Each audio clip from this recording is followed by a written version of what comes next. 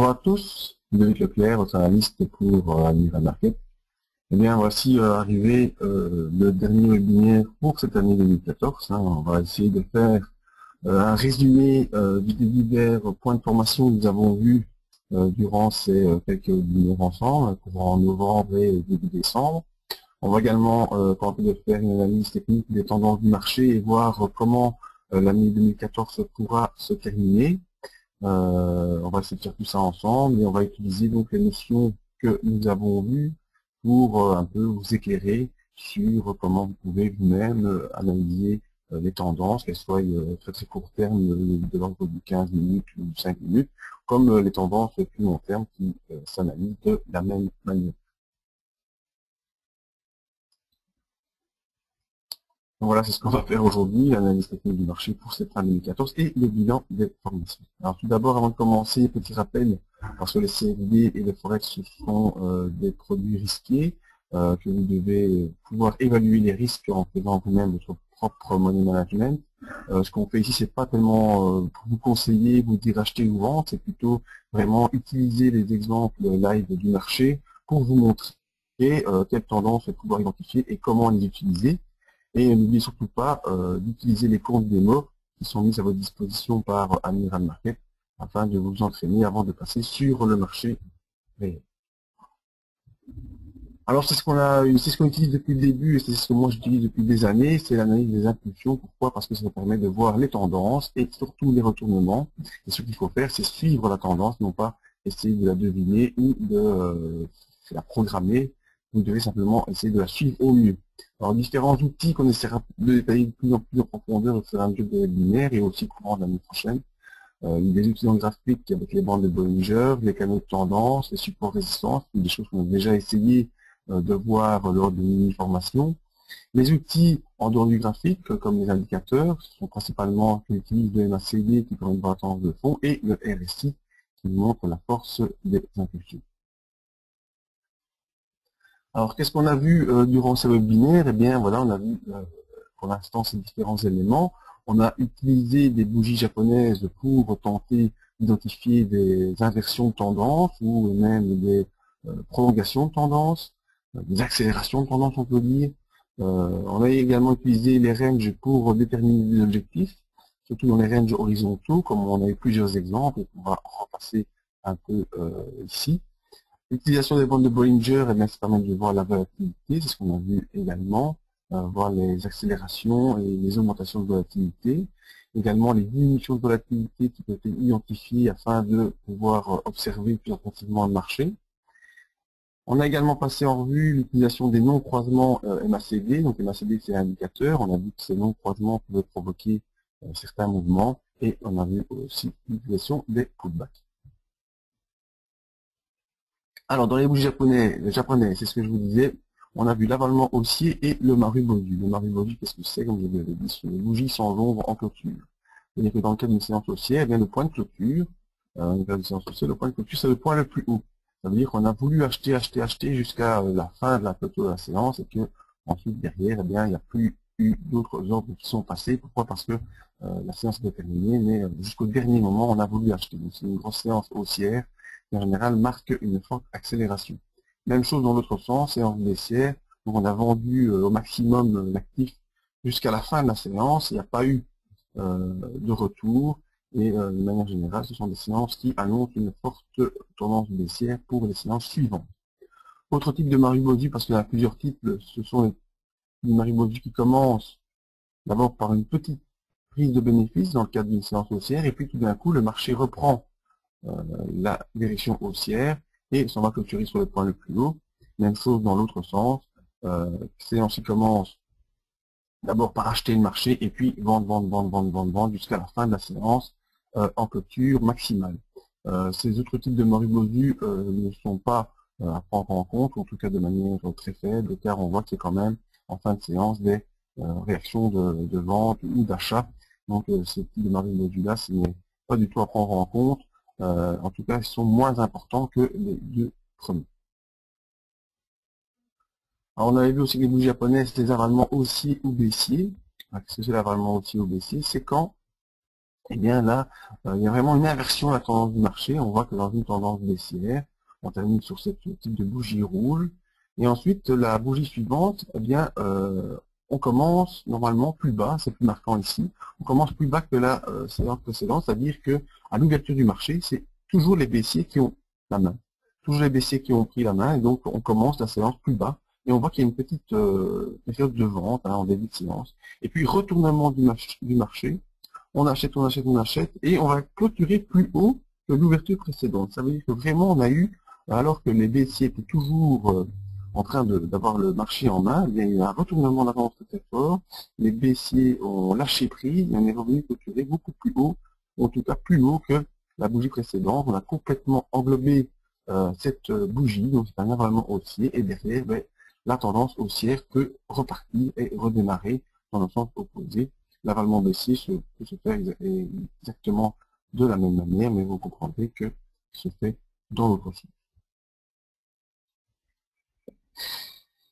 On a vu également les ranges et les sorties de range horizontales. Eh bien, pourquoi? Parce que les ranges, ça détermine une zone déterminée entre deux parallèles qui peuvent être horizontales ou obliques, hein, comme dans l'exemple que nous voyons. Le cours évolue dans le range en allant d'une ligne à l'autre, qui joue le rôle de support et résistance. C'est intéressant. Bien sûr, avec ces outils, ce sont les sorties de range. Parce que tant que la tendance est en cours, eh bien, il n'y a pas vraiment de prise de position possible, ou alors on utilise le support et on va jusqu'à la résistance. Ça peut se faire dans les unités intraday. En tout cas, ce qui est intéressant, c'est toujours quand on va faire un changement de polarité, c'est-à-dire une inversion de la tendance ou une accélération de la tendance. Accélération qui peut être baissière si le cours sort de son range horizontal, ou une inversion de tendance si ou une accélération aussi si le cours sort de son range oblique, c'est par le haut ou par le bas. Alors comment calcule-t-on les objectifs? Ça, nous l'avions vu également. Eh bien, si on a ici un range entre 23,59 et 25,48, on a quasiment 200 points, il y avait presque 180 points de range. Eh bien, si on a une sortie par le bas, on reporte l'objectif 180 points plus bas, ce qui vous donnait l'objectif à atteindre si le cours sortait de ce range. Ici, en l'occurrence, l'exemple avait été pris sur l'euro-dollar et quelques jours plus tard, eh bien, on a eu l'accélération sur ce range qui a permis de prendre plusieurs points grâce aux techniques de stop que nous n'avons pas encore vu, nous verrons certainement l'année prochaine. Alors, l'utilisation également des bandes de Bollinger. Ce qui est intéressant, les bandes de Bollinger, elles nous montrent la volatilité. La volatilité qui peut, bien sûr, comme vous le savez, augmenter très fortement ou diminuer. Et ici, lorsque les bandes de Bollinger sont rapprochées, nous avions vu que on avait une perte de volatilité et que cela pouvait donner de fortes accélérations. Donc, les sorties de route, comme je les appelle, les bandes de Bollinger pouvant former une route dans laquelle le cours évolue soit au niveau supérieur, soit au niveau inférieur, pardon. Ce qui est toujours intéressant, ce sont les sorties de route. Sortie de route égale grosse accélération. Donc, on avait ici, en exemple, une sortie de route par le bas, suivie d'une grosse accélération baissière, avant de revenir gentiment dans les bandes de Bollinger.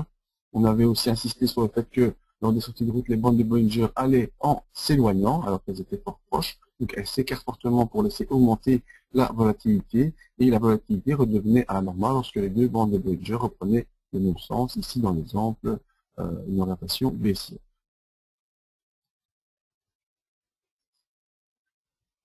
Autre notion que nous avions vue également, on s'est dit que nous avions vu ces deux notions qu'il fallait intégrer de manière progressive, hein, donc le non-croisement MACD. Le MACD, c'est quoi? C'est un indicateur qui est calculé par rapport aux moyennes mobiles. Donc c'est un indicateur qui nous montre l'évolution de deux moyennes mobiles entre elles, ce qui nous montre les petits rectangles gris. À cela, on ajoute une moyenne mobile du MACD, donc c'est une moyenne mobile qui cumule la moyenne des deux autres moyennes mobiles. Donc ça fait beaucoup de moyennes. Tout ça nous permet de voir le mouvement de fond et les tendances qui sont présentes sur le cours. L'intéressant là-dedans, c'est que lorsqu'il y a des croisements haussier ou croisement baissier, croisement haussier nous montrant une inversion de tendance à la hausse, et croisement baissier nous montrant les inversions de tendance à la baisse. Maintenant, ce qu'on a pu repérer, ce sont les non-croisements. Les non-croisements, ça veut dire quoi? Ça veut dire que le cours a tenté de faire une inversion de tendance. Donc ici, en l'occurrence, on est devant un non-croisement haussier.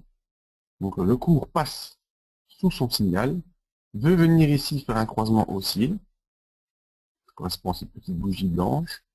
Donc on était en latéralisation, le cours perdait de la puissance, le MACD croise à la baisse, annonçant une tendance baissière. Ensuite, le cours veut revenir à la hausse, on voit l'accélération aussi de ces trois bougies, donc potentiellement un croisement haussier du MACD, mais on n'a pas ce croisement haussier qui se fait. Se fait une journée, mais ne se confirme pas. Et derrière, accélération baissière assez forte, qui a donné cette bougie noire, et ensuite, derrière, on a continué constamment à décrocher. Donc le non-croisement provoque une accélération dans le sens de la tendance de départ. Ici, donc, on avait un croisement baissier, non-croisement haussier, et donc accélération baissière. C'est ce qu'on avait vu avec les non-croisements MACD qui peuvent se produire à la hausse ou à la baisse.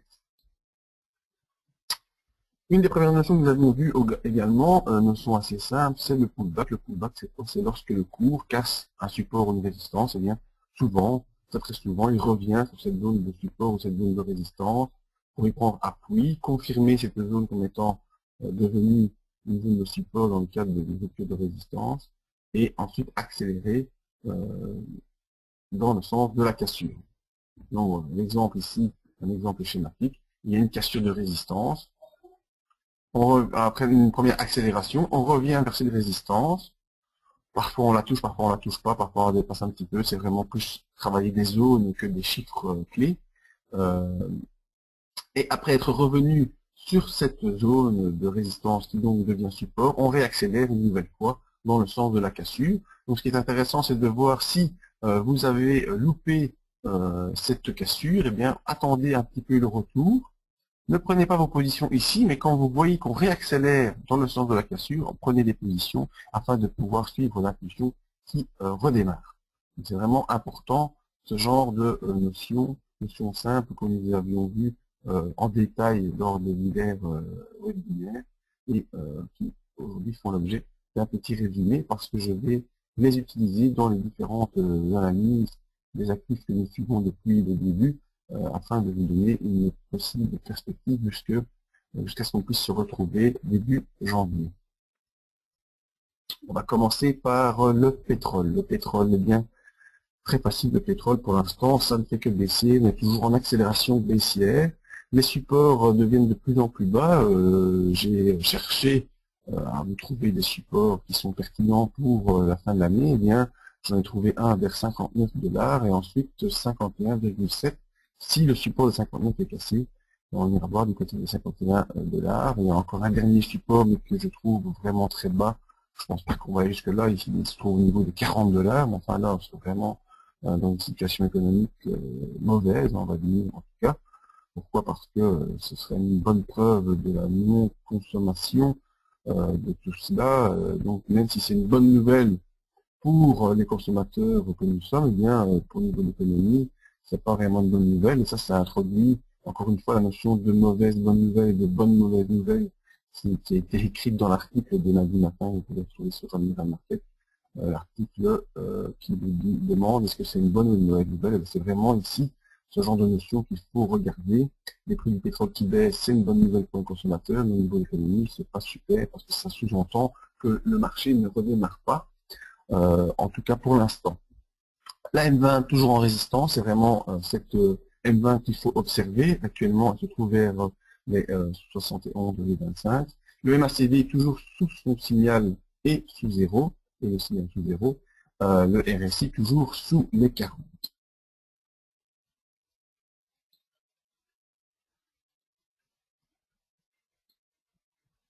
Alors, notre plateforme, le pétrole, eh bien, on le voit, le pétrole, hein, toujours baissier depuis des mois et des mois. On est ici en unité journalière, ça baisse, ça baisse, ça baisse. Le support de 74 cassé. On est revenu ici faire un rebond, c'est devenu une zone de résistance 69, 28 et 66,35 qu'on n'a pas pu conserver. On a cassé une nouvelle fois, et donc maintenant le prochain support, je vous l'avais indiqué, c'est vers les 59. On n'y est pas encore, et aujourd'hui, ben, voilà, on a un tout petit rebond qui est en train de se mettre en place. On voit ici qu'on a eu sur ce range horizontal, ici, hein, entre les 74, range entre 74 et 76, eh bien, range qui a été cassé.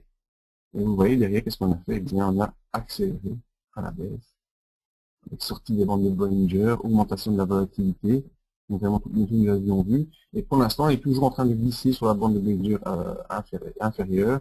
Et la bande de Bollinger supérieure se referme également, mais de manière moins rapide que la bande de Bollinger inférieure, ce qui veut dire qu'on est toujours en accélération baissière pour l'instant sur le pétrole. Au niveau de nos indicateurs, il n'y a pas d'ambiguïté. On va croiser à la baisse et on accélère toujours baissier sur le MACD. Le RSI en dessous de 40 en pression baissière également. Donc vraiment pas de signe de retournement sur le pétrole d'ici à la fin de l'année, en tout cas pour les semaines du mois de décembre. Même si je prends mon unité mensuelle, hein, on voit bien le décrochage de la bande de Bollinger ici courant du mois de mensuel, du mois de septembre. Et donc depuis cette accélération, les bandes de Bollinger sont ouvertes. On est sous la moyenne mobile et on est en train de faire notre troisième bougie en dehors de bande de Bollinger. Donc ça, je vous l'avais signalé de manière générale, on fait 3 bougies en dehors de bande de Bollinger avant de revenir dans celle-ci. Et donc, je pense que ce mois de décembre clôturera encore une fois dans les bandes de Bollinger avant de peut-être connaître un mois de janvier qui prendra un appui aux alentours des 58 $ pour revenir doucement dans ces bandes de Bollinger, parce que vous voyez que ici l'objectif baissier est à 39,35 $, donc c'est très très bas. On a un support ici aux alentours des 59, comme je vous le disais, donc marqué ici par ces deux zones, qui a déjà été utilisé une première fois pour faire un rebond durant la fin de 2009. Eh bien, on revient sur ces niveaux, probablement que nous irons jusqu'aux 59 $ sur le pétrole pour, en tout cas, cette fin d'année, même début 2015, avant de connaître un rebond qui pourrait nous ramener dans les bandes de Bollinger, sans toutefois pour ça provoquer une inversion de tendance. Hein. C'est vraiment plutôt nous ramener dans les bandes de Bollinger pour qu'au niveau technique, on reprenne un petit peu son souffle, que les indicateurs puissent un petit peu également souffler, parce qu'on voit également au niveau mensuel, eh bien, on passe sous les zéros avec une grosse accélération baissière pour le MACD, et le RSI, lui, est déjà sous les 40 et proche des 30, sachant qu'il va rarement au-delà des 20. Donc cette accélération baissière, même qui se produit au niveau mensuel, devrait un peu se calmer, même si pour cette fin 2014, eh bien je pense que ça va se poursuivre jusqu'au 59 $. Donc voilà mon avis sur le pétrole pour la fin de l'année, toujours baissier, pas de signe d'inversion de tendance pour l'instant. On devrait poursuivre la baisse.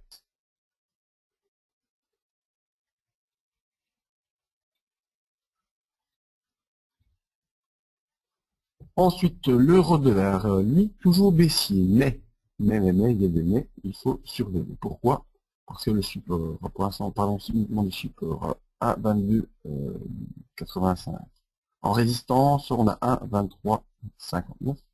En résistance également, la M20 vers 1,24,37. Le MACD est toujours négatif et sous zéro, mais il est en divergence de plus en plus.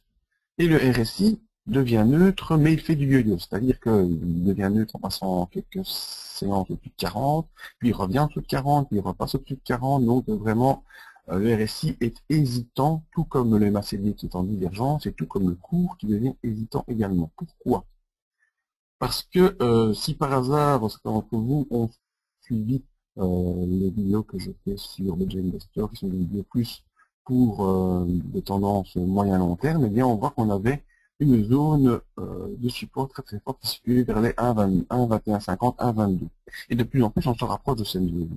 Donc, ce qui fait qu'on a de plus en plus de rebonds qui tentent d'inverser cette tendance, un rebond de plus en plus marqué. Et ici, encore une fois, on a une latéralisation qui est en train de se jouer et un nouveau rebond qui tente de revenir avec les 1,2285 pour l'instant en support.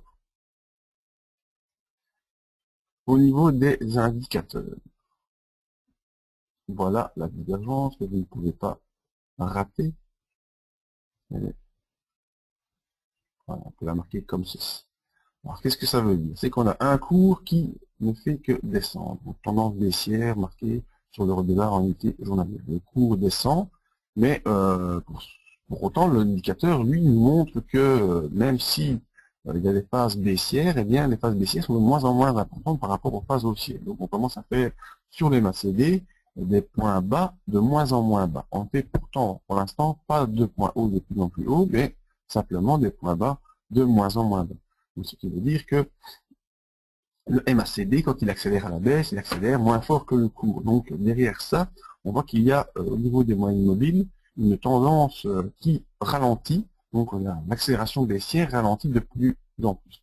On le voit très bien également sur les dernières semaines. Eh bien, vous voyez, le cours était toujours constamment sous sa M20 en tendance baissière.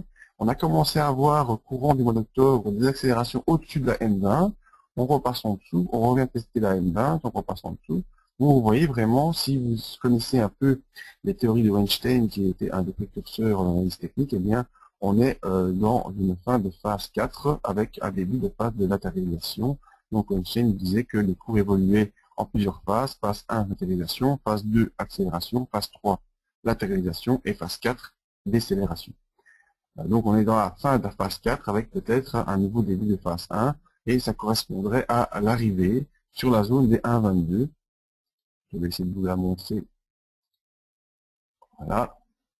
Vraiment, c'est cette zone ici qui a, vous voyez, a déjà été travaillée en 2008, retravaillée en 2010, retravaillée en 2012, et nous arrivons une nouvelle fois sur cette zone qui pourrait servir de rebond à l'euro-dollar et revenir dans les bandes de Bollinger. On a déjà eu cette accélération baissière avec sortie des bandes de Bollinger, comme je vous l'avais indiqué. Les bandes de Bollinger sont pour l'instant toujours ouvertes, ce qui laisse à penser que le mois de septembre, le mois de décembre, pardon, terminera également baissier, avec probablement un rebond courant du mois de janvier, en tout cas pour la fin d'année. Je ne vois pas autre chose que une poursuite de la baisse avec un retour entre les 1,2150 et les 1,22 pour la fin d'année avant janvier, essayer de voir un peu comment ça va réévoluer. Quoi qu'il en est, pour l'instant, on est sur un rebond. La zone de résistance, ici, 1,2359, on est en train de la travailler aujourd'hui. On voit ça en unité 4 heures, en unité 1 heure, donc vous voyez, le cours est revenu en accélération, inversion en ABC, pam, pam, pam. On revient sur la zone de résistance 1,2359. On l'a testé il y a moins d'une heure. Et maintenant, on est en train de consolider sous cette zone. Pourquoi? Parce que si on passe au-dessus, il y aura une accélération haussière. Si on n'arrive pas à passer au-dessus, bien on retournera certainement sur les 1,2330 ou bien les 1,2316 ici en consolidation, avant peut-être, donc ce qui nous fera réutiliser une nouvelle notion, la notion du pullback. Pourquoi? Parce que vous avez ici une zone de résistance qui a été franchie. On arrive sur une nouvelle zone de résistance, donc probablement un pullback sur les 1,2327 avant de réaccélérer pour essayer de franchir les 1,2359. Donc tout ça, ce sont des scénarios à envisager si un rebond se passe sur les 1,2327. Pour l'instant, les 1,2359 sont une résistance qui fonctionne et qui empêche le cours de progresser. Je vais enlever cette dernière ligne que je vais tracer. Voilà. Revenons sur une unité journalière pour vous montrer que, en tout cas, jusque la fin décembre, on pourrait accélérer à la baisse, mais je reste quand même en surveillance. Si on accélère à la hausse et qu'on vient franchir la M20, cette ligne verte sur les 1,2436 actuellement, on pourrait une nouvelle fois aller retester les 1,2548 et là vraiment ce serait intéressant de voir si on peut franchir cette zone. Si on franchit cette zone, on accélérera fortement à la hausse. Par contre, si on reste sous le 1,2359, on poursuivra la baisse. Si on reste avec un test de la M20 comme on échoue, on partira à la baisse. Donc vraiment, tous des paliers à surveiller pour une inversion de tendance. J'ai pas le sentiment que ça va se passer avant la fin de l'année. Mais bon, pour l'instant, c'est vraiment pas clair. Pourquoi? Parce qu'on a des divergences sur les indicateurs. On a des latéralisations qui vont chercher la M20 et puis qui réaccélèrent à la baisse. Donc on est vraiment ici sur un niveau moyen terme, dans une phase d'hésitation, de latéralisation, de diminution de la tendance baissière. Donc je ne peux pas vraiment prendre de décision jusqu'à la fin de l'année. Il reste quand même plus d'un mois. même si en l'occurrence on est sur des niveaux de potentiel rebond, techniquement il n'est pas encore là, et donc c'est très difficile de prendre une position assez claire jusqu'à la fin de l'année ou à surveiller un potentiel rebond.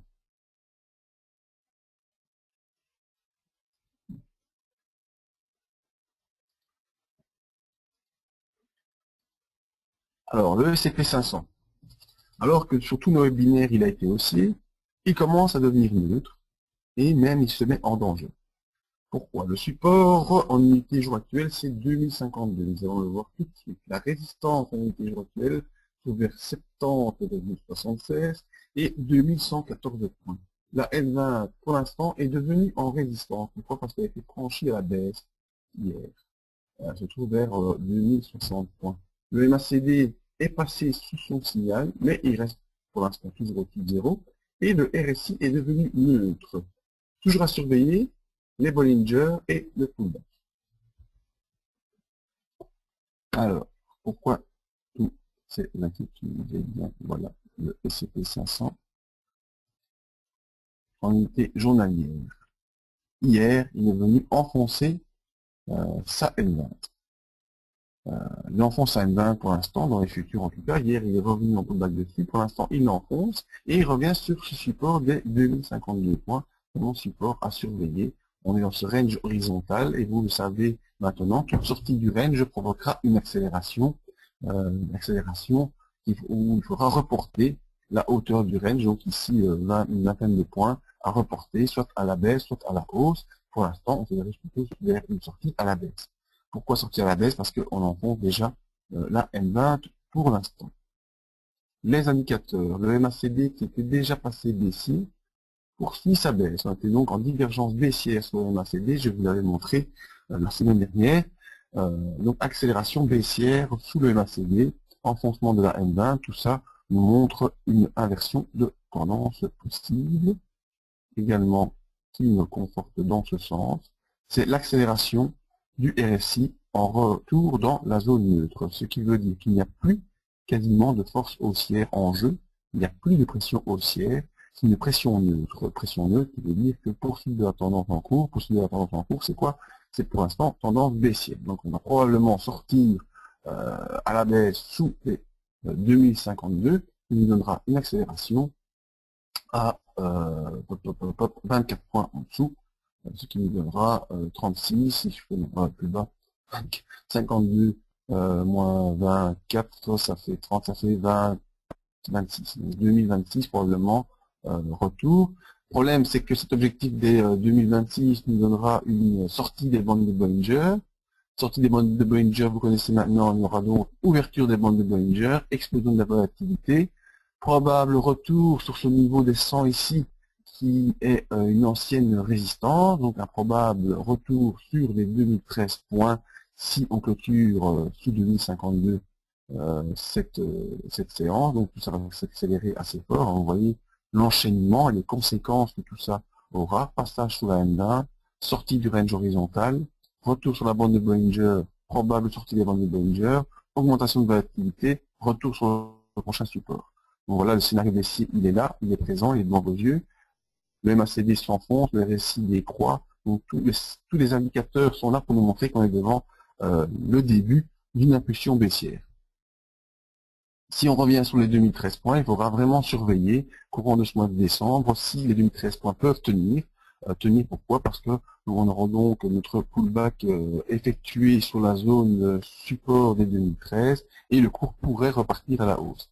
Si on enfonce cette zone, eh bien, ce sont d'autres scénarios qui se jouent, une poursuite baissière. On n'y est pas encore pour l'instant. Voilà, le S&P 500 qui nous permet de revoir un peu toutes nos notions. Sortie de range horizontale, passage sous M20, contact avec la bande de Bollinger inférieure. Si on sort des bandes de Bollinger, accélération baissière et retour sur la zone des 2013 qui est le support avec le pullback possible. Donc voilà le scénario baissier qui semble engagé sur le S&P 500.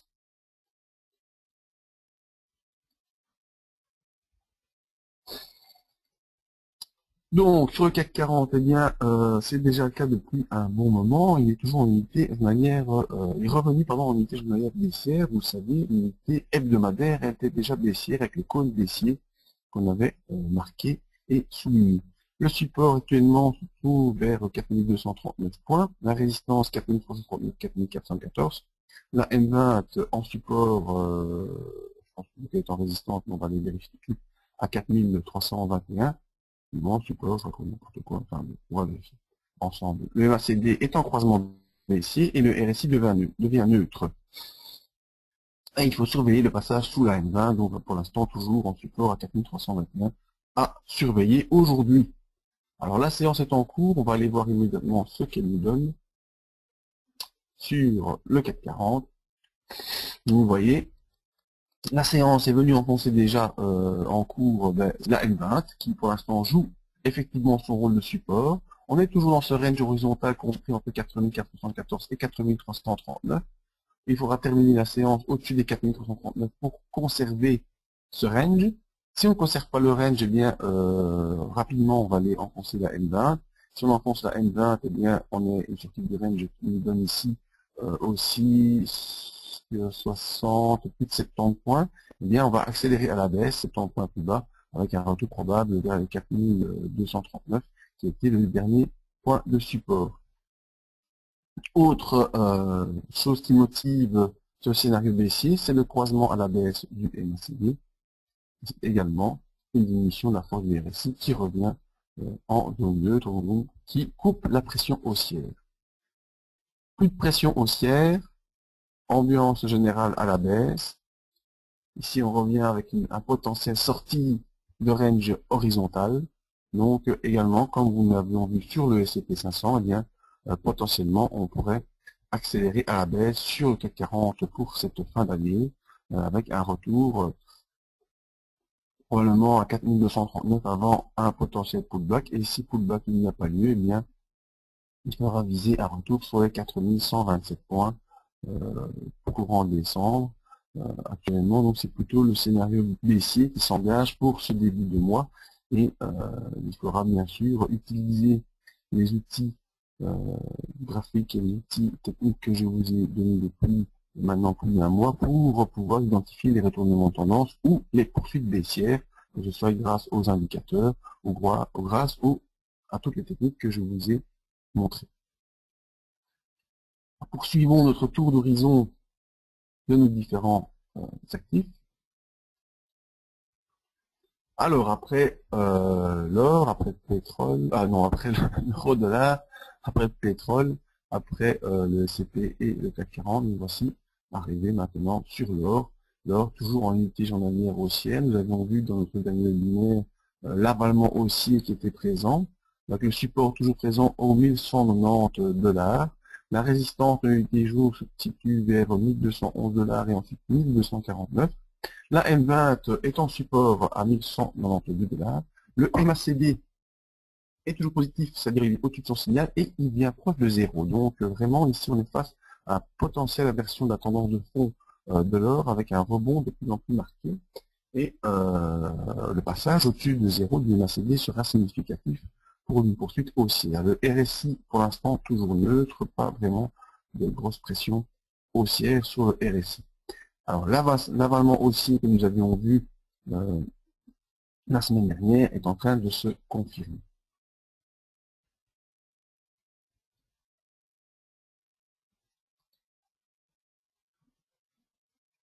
Alors, l'or, voilà, l'avalement haussier nous avions vu avec la M20 en support, nous avons vu que cet avalement haussier avait une zone de résistance assez forte située entre 1184 et 1190. J'avais moi-même pris déjà des positions sur les 1211. Ensuite, j'avais remonté mes positions de manière progressive pour venir ici avec un stop sous cette dernière bougie clôturée. Malheureusement, j'ai été sorti fin de semaine dernière pour reprendre maintenant des positions encore une nouvelle fois parce que je suis et je reste convaincu que cet avalement aussi très très puissant va pouvoir provoquer une accélération de l'or au-dessus de ce niveau des 1211 et mon objectif est de revendre les 1249 $. Au niveau de nos indicateurs, on voit le MACD qui est au-dessus de son signal depuis un bon moment, qui vient maintenant franchir la zone de 0. Ce qui serait très intéressant pour une poursuite du mouvement haussier sur l'or, ce serait qu'en unité journalière, le signal passe également au-dessus des zéros, ce qui voudrait dire une accélération au-dessus de ce niveau, parce que si le signal passe au-dessus des zéros, ça veut dire que la moyenne des moyennes s'inverse également. Donc si la moyenne des moyennes s'inverse, c'est vraiment que le mouvement de fond est en train de s'inverser pour passer haussier.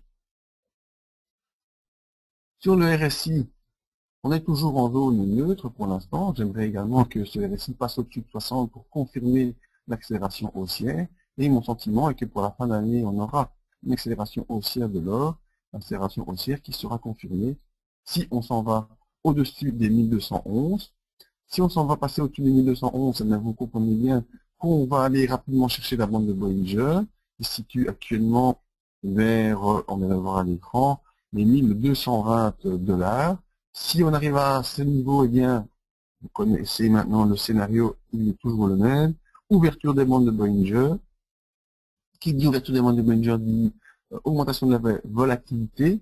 Donc accélération, ici en l'occurrence accélération qui sera haussière, et on rejoindra rapidement en quelques bougies les 1249 points.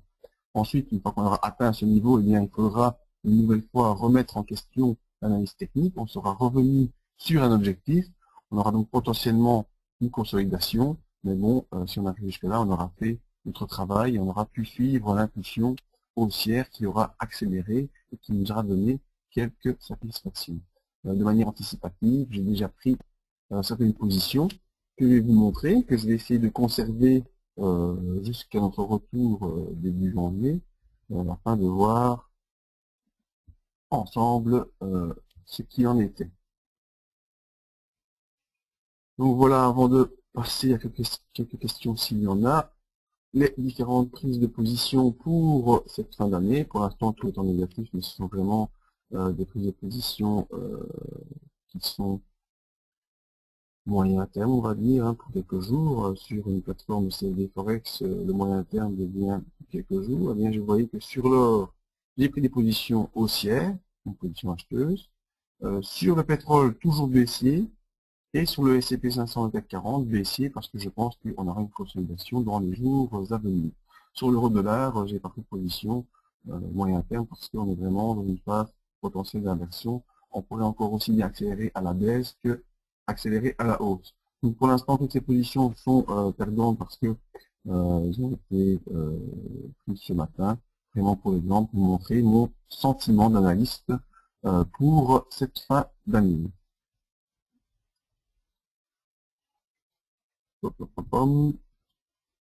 Voilà.